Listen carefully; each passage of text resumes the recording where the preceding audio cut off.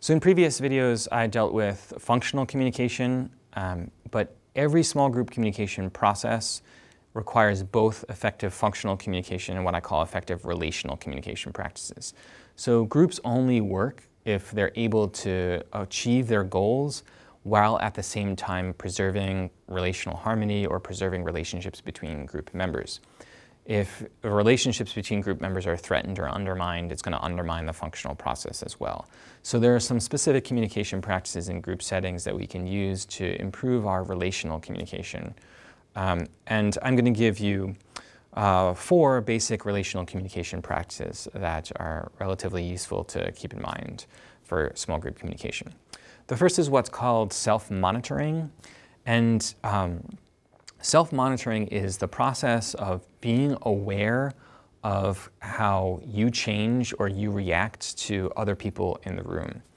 And there are what are called high self-monitoring people and low self-monitoring people.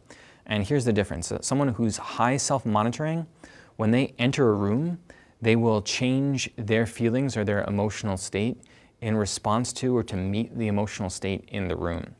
So if you go in a room and everyone's really excited and really happy, and when you step into that room, you're feeling kind of sad or depressed, your emotional state will become excited or happy to match the emotional state of those in the room.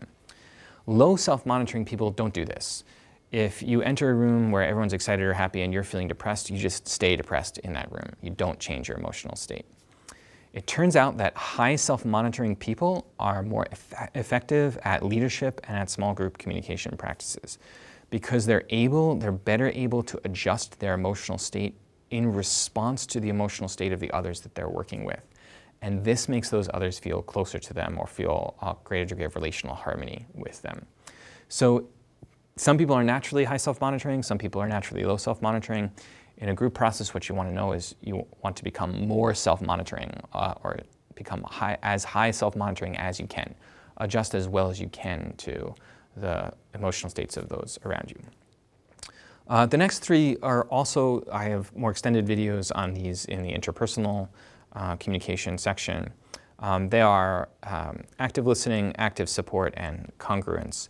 And I'll just review them really briefly here. Active listening is the ability to emotionally label, rephrase, restate, mirror someone else's position or someone else's point or what someone else has said. So an active listener is able to demonstrate to another that that other person is really understood. And you can check out the active listening video for a more specific set of practices for engaging in active listening. Active support is showing that you value or so showing that the other person's contribution is incredibly important and valued as a part of the group. So just like active listening, you can check out the active support video to have a better sense of the practices there. And congruence is that ability to line up your feelings, your experience, and your expression of those feelings. So a congruent person is authentic. They say what's really on their mind, they understand how they're experiencing the world, and they're able to express that experience in articulate ways that make sense and that are authentic. Authentic group members are able to draw people closer together, and they're able to make people feel that they can be authentic as well. So they also promote relational harmony.